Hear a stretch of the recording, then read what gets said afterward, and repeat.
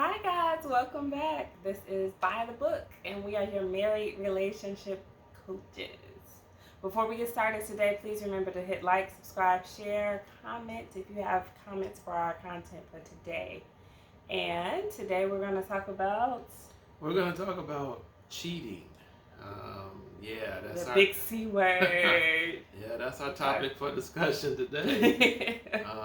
Infidelity, cheating, in regards to a monogamous relationship, and especially in marriage. So a lot of people are dealing with this. It's a very serious topic and discussion, and so we're going to kick this thing off. So my first question to my wife is, who do you think cheats more, men or women?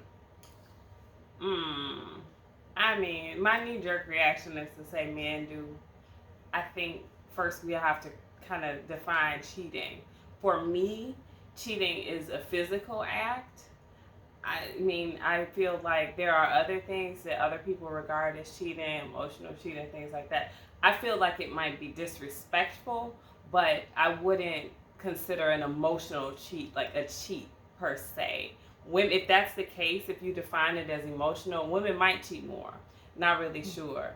But one thing I will say before we get off into the specifics is that as a family law attorney, I'm not gonna give false statistics or anything, but I would have to say the vast majority of the divorces that I've done have involved some level of infidelity. Wow. Or if not something that's been proven, it's something that's certainly suspected. So I know for a fact that cheating bears a lot of weight into relationships. Cheating and trust kind of go hand in hand. Definitely. I would probably venture to say that definitely women and men cheat. But I do think that men cheat more than what women would. Emotional cheating versus actually physically cheating. I would think of it as this: most physical cheating would start with some type of emotional cheating, and so I think of it as a start. I think of it as a building block, getting ready to do the physical cheating. And so with that, um, I think when a woman, when you said more women will emotionally cheat than men. I don't know about more, but I feel like the numbers might become comparable if we include emotional cheating into the equation as opposed to just physically cheating. I mean, I think that our society is geared toward it being more acceptable for men not only to cheat but just to be sexually promiscuous. Anyway, it's encouraged from a young age, at least in our society, in our culture. It's encouraged and not nearly frowned upon like it is for women. So women who might otherwise potentially be inclined to cheat might reserve that physical portion because of the shame that's kind of associated with it. Wow. I never really thought about it that way. To me, it seems as though men and women have a equal opportunity to cheat. Women got more. Let me tell you what. And that's the thing, ladies. That's the slap in the face if a man cheats on you, because largely, women are hit on. Men are pursuers, and so women will be approached by men daily. Yeah. You don't even know about it. You know what I mean? You don't know what's going on. We can handle it. We ward these little approaches off, and we don't cheat. And then when we find out that you've been cheating with Suzanne down the street, now we mad because all the times I could have cheated, and then here you go out and get with this crazy one. But so that's just, I don't know. That's the way things are set up. I would say to Why you, Suzanne? I don't know, just any name. You could have named a sister name or something. I mean, Suzanne. Whatever. Anyway. It's the first name that came to mind. All right. So I guess I would kick a question to you though, and that's do you feel like I guess there's coming back from cheating, especially in a marriage, but I guess in a relationship too. Um, I see a lot. I see it as being so damaging to the core and to the trust of a relationship, and in particular of a marriage. But honestly, any relationship where it's supposed to be monogamous, that while people try to recover from it, I think they never can fully get past the hurt and the distrust that comes out of that situation. Yes, it would take a lot. And I have seen personally where couples have survived infidelity, cheating, on both parts, really. I've seen where a man has forgiven his wife, and I've seen where a wife has forgiven her husband. But we don't necessarily hear those stories a lot of times. We hear of the ones that generally end, and they end in divorce, especially what my wife does as a family law attorney. She's going to hear they're ready, it's over. You know? And so, that's going to be pretty much, we don't necessarily hear the success stories of people being able to survive. But what would it take for a couple to survive, to get past the infidelity, to get past the trust issues, to get past the disrespect, the dishonor, all of those different type of things? It's going to take a lot. It's going to take a lot to rebuild that. And I would think of it as if I can just simplify it just a little bit, I would say it would take kind of like making deposits into a bank account. You're going to have to... You're going to pay me for that. Make deposits and not make any withdrawals. You're going to have to keep putting it in there. Keep putting it in there. Putting in trust. Trustworthiness. Yes. You got to earn it. But yeah, because anything that you do to, like you said, to withdraw from that, if you do anything, if you mess up any more, then we're back at square one. And that's why I find it so hard for people to recover from it. Most of the infidelity type relationships that I deal with, we're not talking about something that happened fresh. Almost never. Yeah. It's always like, he cheated on me 5 years ago, or she cheated on me when we first got married. And then you hear, here we are 10 years down the road, and they're like, I'm still getting So they tried, and it honestly didn't work. It tore down the very foundation of that relationship. Yeah, well, here's the thing. I think when I hear like men who have been caught cheating or whatever, and then they try to work it out with their spouse, and then they find out it's a lot harder than what they initially thought. And so whether the wife says, I forgive you, but that does not mean that all is well. Just because someone says that they forgive you, that means I'm working towards. Yeah, I haven't forgotten. Yes. You better be sure about that. Yes, and so in other words, start making some deposits into this account. That's a tough one. And guess what? If you done withdrew so much as far as cheating, you're at a deficit now. You got insufficient funds. You're at a negative. And so when she brings it back up, to say, you know what, I'm still hurting from this. I'm still having a hard time getting over this. Or however she presents it to you, guess what? Keep making deposits. You can't get mad at her because you're in the negative, buddy.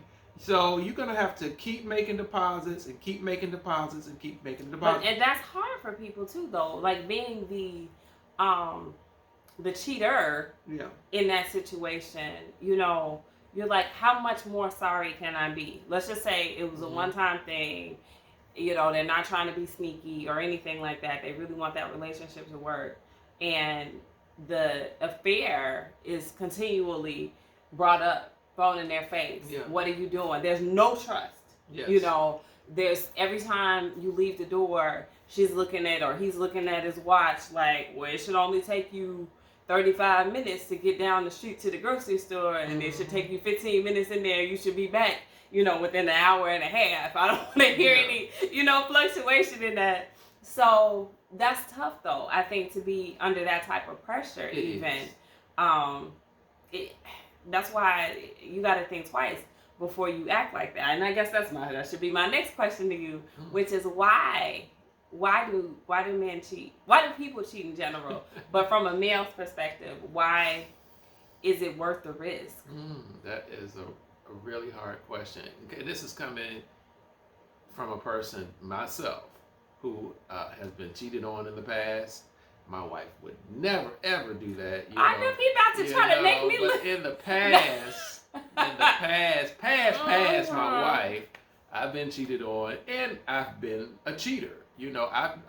I've worn both hats. Remind them it wasn't on me. It wasn't on my wife.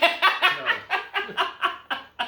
All my blood is on the inside of my body still, so it was not my wife.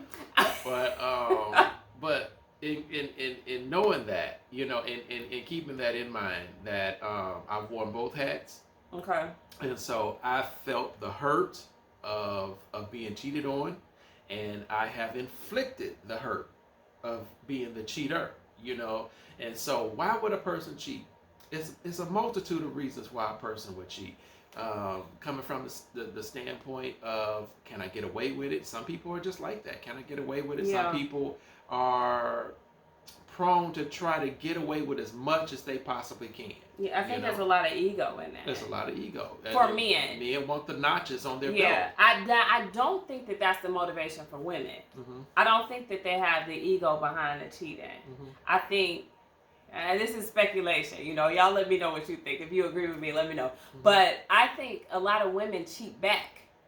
If we've been cheated on, or we think we've been cheated on, mm-hmm. then we're like, nah, you know what, you're not going to make a fool out of me. Let me show you what I can do. Yeah. And it's easy. It's easy for women to cheat. Mm-hmm. So, men and their fragile egos should tread lightly, because y'all don't want to get cheated on. Y'all don't want to get that cheat back. Yeah. That's hurtful. Yeah. But maybe that's the reason why some men do cheat, because they feel it's easy for the woman to cheat on them. So she might be doing it. So I can't get caught out there being the one that got cheated on, and I'm in my feelings and things of that sort. But does that make it better to be okay? So find out I cheated on you. I didn't. But let's say you find out I cheated on you, and then you can be like, well, I cheated first, or I cheated, also. Yeah. So you didn't really get the better of me. Like, what is that really? There's no rationale to it. It doesn't. Either way, it does not make sense. It doesn't in the light of day. Yeah. But people try to make sense out of things in their own head, the reason why they do certain things. Yeah. And so, trying to get ahead of a cheat, so you cheat in the light of day, it doesn't make sense. But some people will do that.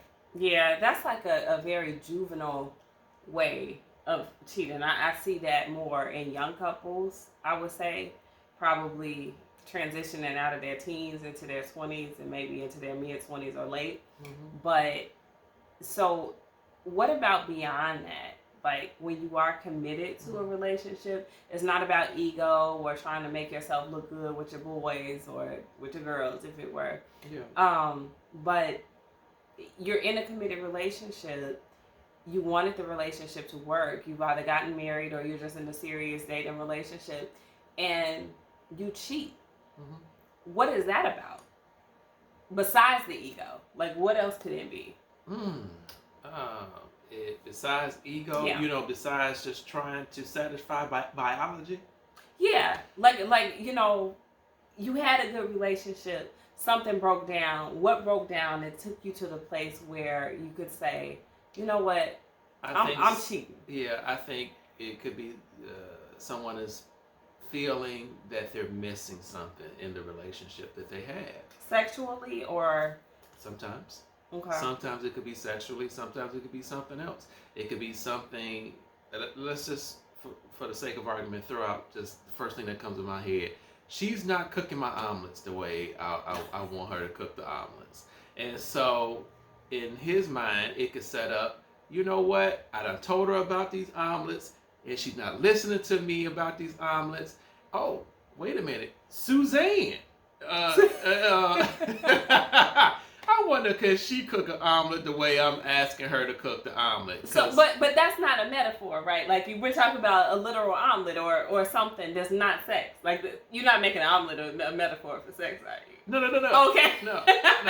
I was just saying, if it was something that he felt that he wanted his wife to do, cook, clean, or whatever. So it's a punishment then. It could be, or it could be him trying to fulfill something that he felt was missing in that relationship. But you're not going to fulfill the omelet with sex. But it's just, it doesn't make sense at all. But it makes sense to the person who's sounds like a punishment to me. Like, I'm gonna show you, you won't meet my needs, and I've committed myself to you, and so now I'm gonna hurt you. I don't even think the other person's feelings come into really the thought process. I don't. I think because at the root of it, cheating is a selfish act. It's all about that person who's cheated. It's about their gratification and what they want at that particular time. Yeah. Okay.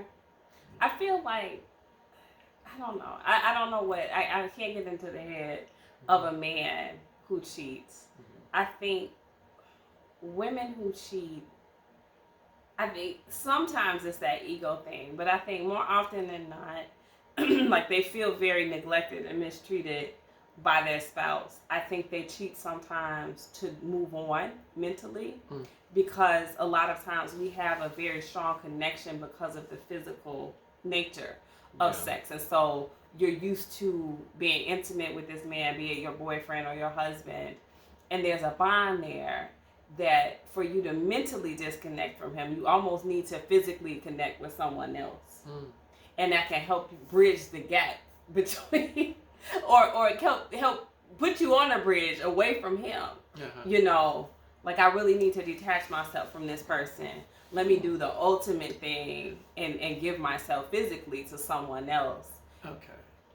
Okay, now I see what you're saying. However, you're trying to break a bond, but are they trying to establish a bond too? I mean, because if you're having sex with someone else to break a bond, isn't are they establishing a bond as well at the same time? They might be, but they also might be just disconnected enough from the outside person that they don't develop a full bond with them as well.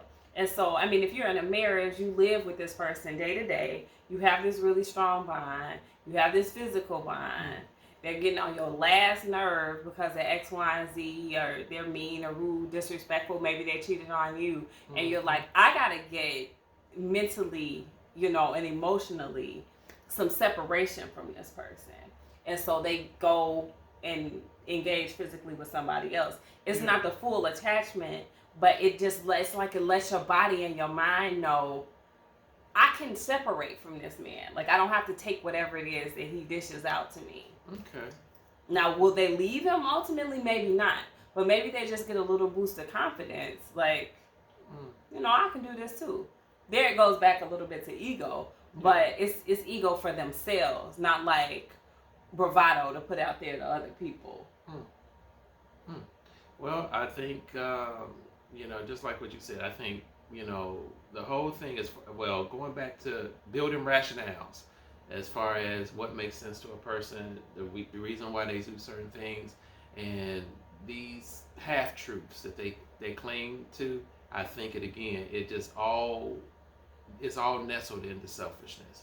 They want what they want when they want it, and so they're gonna fulfill whatever they want, and then they're going to be able to explain it away or try to explain it away, the reason why the behavior or whatever happened. And so cheating is a horrible thing.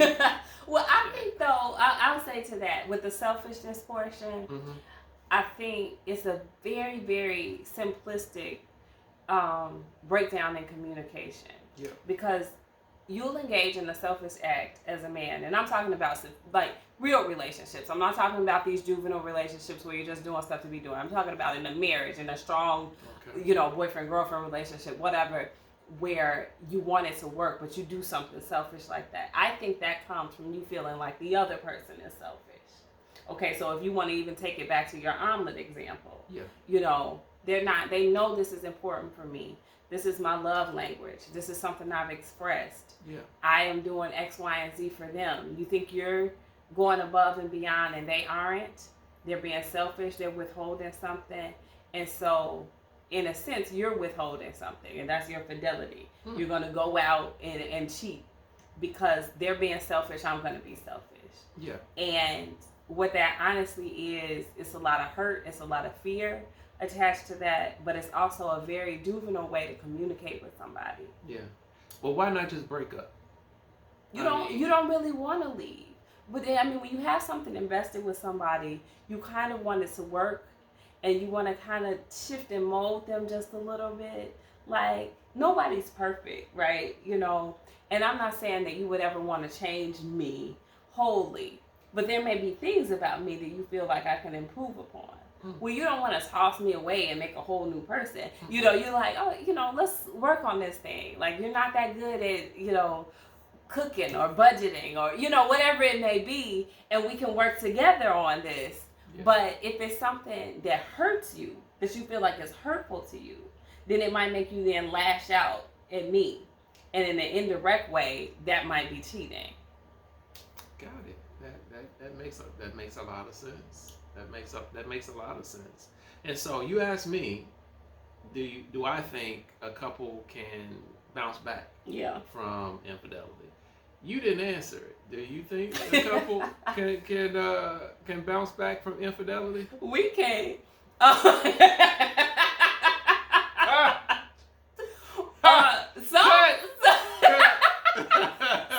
can. Yeah. It's not us. No, I think maybe they can. I think that it would require a tremendous amount of trust rebuilding, which is essentially what you said. And it has to come from a person, the cheater, who is going to be very patient with the hoops and hurdles that they're going to have to jump through. You're going to have to. And if you don't want to be in that situation, you got to think twice before you do a reckless physical act and break the trust of someone who you love. Yeah. It's a dangerous game to play. You might never get them back. Very and if true. you do get them back, you probably won't ever have the relationship you had before. Very true. Again, trust is earned. Trust is earned, but trust is also fragile. It can be lost. And when it is lost, it may be possible for you to earn it again, but it's going to be a whole lot harder. It's quite possible that it's unrecoverable. It's possible. And before you do what you're going to do, you should think about if that's okay with you. If it's okay with you and you're, devil may care, take it or leave it. If that's the last day you see that person or are in a relationship with them, that's fine with you. Well, maybe you can cheat, but you probably should just leave before you cheat. But if this is a relationship that you're invested in and you think you can get away with this act of infidelity, just understand if they find out about it, that may very well undo everything that you've done up until that point. Very true. And I'm going to throw this in there too. Hopefully you're spiritual. Hopefully you believe in God, because you're going to need God to make it past, that type of hurt and that type of betrayal. And so you're going to have to start with some prayer, and you're going to have to start with a repentant heart and show your spouse, that repentant heart and work towards repairing that marriage. And it's going to take a lot. It really is. Yeah. We could go on and on about this, honestly. I'm not going to. This makes me want to talk about so many other topics that we haven't even brought up to each other, like side pieces and stuff like that. Very important, honestly. Yeah. But we'll probably do a separate, maybe we can make that our next video, on side pieces, because, that's part of the problem. So, anyway, let us know what you think. If you've been through it, if you know someone who's been through it, and they've been able to, salvage that relationship, come out stronger, something like that. I can't honestly say I've seen a couple come out stronger, but if you've seen it, let us know. We'd love to hear from you, and we'll talk to you soon.